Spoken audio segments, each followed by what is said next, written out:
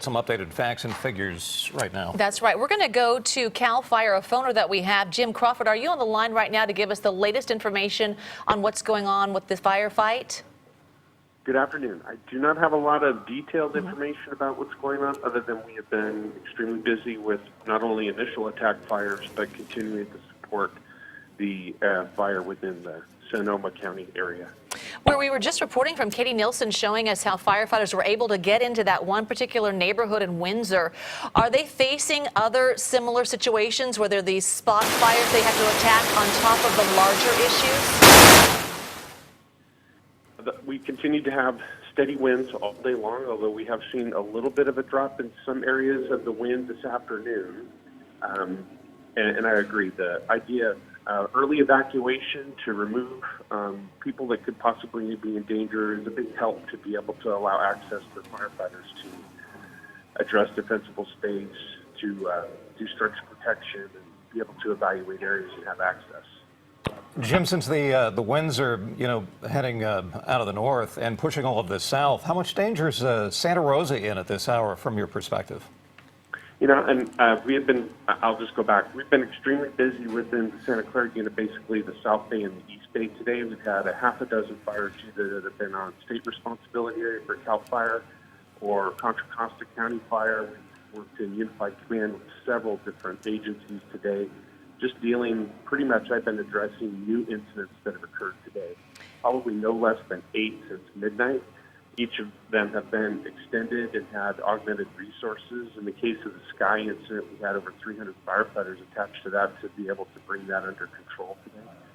So just going back to, I know there's a lot of concentration on what's going on with the Kincade. There's still a lot of activity occurring within California and a lot of response that's going on to keep other fires becoming major fires.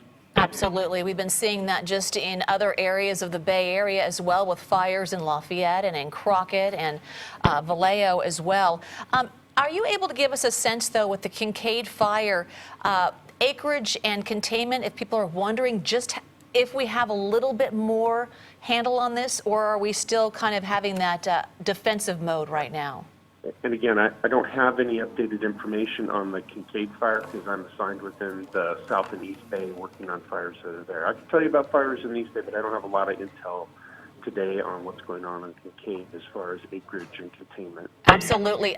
Then speaking to the East Bay, in Lafayette, we had a fire there along Highway 24 and some scary moments where residents there were told to evacuate. Can you give us an update on that fire? So forward progress on that fire, called the Pleasant Fire, is stopped. Unfortunately, there were 3 structures that were damaged or destroyed, approximately 4 acres in total, but a pretty significant loss. No injuries, no deaths, but there was some structural loss to that fire in Lafayette. Yeah, we're showing some pictures along Highway 24 right now, and the fire along the highway area. Another big scare for people midday happened to be in Vallejo and the fire and embers crossing over the Carquinez Bridge. What is an update there? Because there were mandatory evacuations earlier, and now people have been allowed to go back home, correct? Yeah, so evacuations were lifted a little early in the afternoon. That one fire on the south side, called the Sky incident, was 150 acres. Last report that it was 50% contained and forward progress was stopped. The Interstate 80 had been reopened, as well as folks were allowed to be able to return to their homes.